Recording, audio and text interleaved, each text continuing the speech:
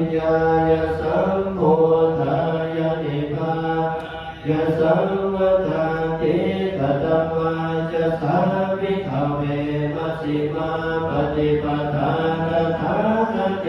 นะอภิสัมพุทธาจตุกรณียานะกรณีอุปสัมปายาปิญญายสัมโพธายานิพพานายสัมวัฏันติอายุเเวริโยธังคิโกมะโกสัยยติตังสัมมาทิฏฐิสังกัปโปสัมมาวาจาสัมมากัมมันโต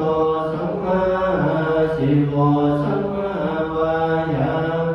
สัมมาสติสัมมาสมาธิอายั